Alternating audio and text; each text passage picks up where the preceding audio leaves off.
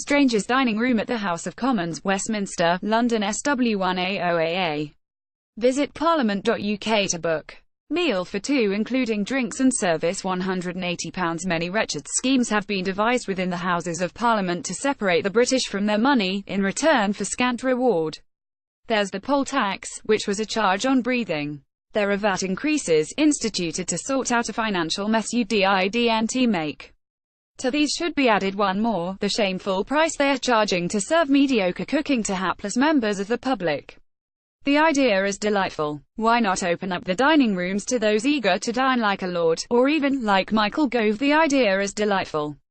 The Houses of Parliament belong to us all. Security allowing, we should be allowed in. So why not open up the dining rooms to those eager to dine literally like a lord, or even just like Michael Gove? Periodically they open bookings for tables in the members of the Strangers Dining Room.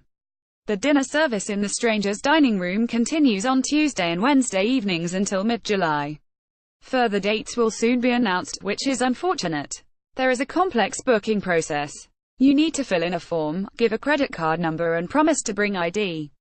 But they do big the whole thing up. There is talk of award-winning chefs without saying which awards they've won. They mention top-end British cuisine and that classic styling comes in the form of white tablecloths. Be still my beating heart. Looks like Mr. McGregor's garden, cannon of lamb. Photograph, Sophia Evans for The Observer. So you turn up and they x-ray your bag and search you though, interestingly, never asked to see that ID. Through the great echoing vault of Westminster Hall you trot, up the stairs and into the grandly painted lady that is the central lobby between the Commons and the Lords. Stop and look up at the glorious ceiling. To be here at the epicenter of our democracy is a thing. Please be a little awestruck and breathless. It will help you put off breathing in for as long as possible. Because when you do you will be wed by the essence of British institution, the fetid smell of boiled cabbage. I wouldn't normally complain. This really is a British institution. Inside it looks like every minor public school, a corrupt Oxbridge college that ever spat out a mildly dysfunctional beta male with a quiet interest in ornithology, onanism and flagellation. It should smell of boiled cabbage. But here's the thing. The dinner menu in your future is going to cost you, deep breath, £65 a head, before drinks, service and self-loathing. All that, and the smell of stewed brassicas. Loose and floppy, crab with mustard creme fraiche. Photograph, Sophia Evans for The Observer. Still, onwards we go to the Strangers Dining Room, around the corner from the lobby, or more correctly into an overflow room next door. The wood paneling is thick, the paintings glower, the carpet is a violent migraine floral and beyond the window, the Thames shimmers as dusk approaches. The front of house staff are loyal retainers of a certain age. They feel like Westminster lifers, here to serve, in a sturdy way, until their hips give out. This incursion by the public, and the table of Japanese tourists over there, seems to unsettle them. I want to give them a hug and whisper that we'll all be gone soon along with our filthy, raised expectations. Certainly, they don't coordinate anything with each other. They'll all have a cheery at taking your order even when it's been taken. Each will try to pour your wine even when you've already asked to pour it yourself. That £65 3-course menu offers 4 choices per course plus petit fours, coffee and a side order of profound regret. It's an overwritten document name-checking lots of flavors that go missing in action. Likewise, the food it describes represents a kitchen straining at a modernity it might have read about once in a magazine.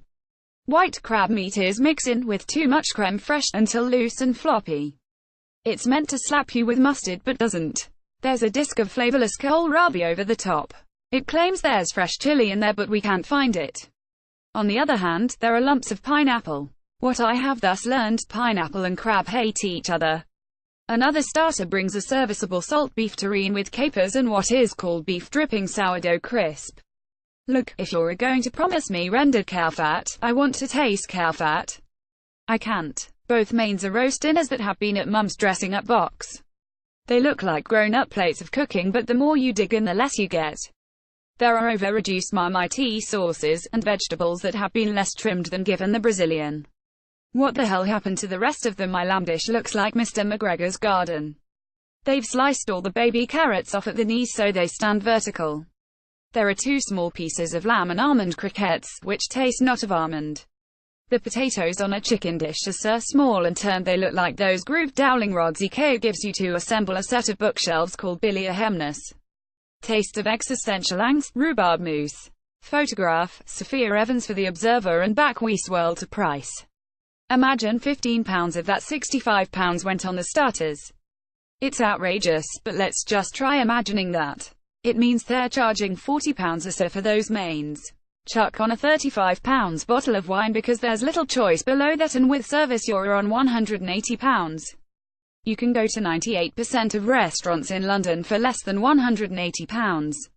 The waiters will be pleased to see you and the room won't smell of ruined cabbage. Instead you're here, waving in a tiny £10 marzipan tart which is light on the marzipan and a rhubarb mousse that tastes of existential angst. Oh, and it takes just 70 minutes. We sit down at 8 p.m. At 9-10 p.m., desserts are cleared. It's meant to be accessible to the public, but cost is its own special barrier. What's most troubling is I suspect they don't know. The kitchen probably thinks this mediocrity is cutting-edge stuff. It's not. It's banqueting food at a Ring Road hotel. It's cutting edges cooked by people who haven't eaten out enough. And yes, I know the building needs renovating, but that's what I pay my taxes for. I'm not subsidizing the works by overpaying for sliced bloody carrots.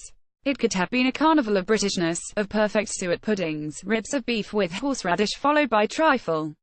Instead, as well as a nasty taste in my mouth, it left me thinking that the problem with Parliament really isn't just the politicians.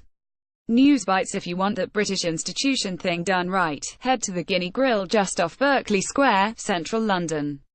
It's the place for prawn cocktails, steaks, beef Wellington, smoked salmon and steak and kidney pie. Their mixed grill is a thing of beauty and includes ox heart, calf's liver, lamb's kidney and a bunch of other things besides. The wine list is big on huge French reds. theguinea.co.uk. Chef Alexis Gauthier of his eponymous Soho restaurant plans to take the entire menu vegan within 2 years. Speaking at a restaurant magazine conference recently, he said he would not be creating any new dishes involving meat and fish or things with eggs and butter. It's always interesting to see what the bestsellers are from Amazon's grocery business. Right now the #1 bestseller in confectionery is a pack of Grenade high-protein low-carb bars. And #2 a massively high-carb collection of retro sweet shop classics. Email j@j.rayner@observer.co.uk or follow him on Twitter @jrayner1.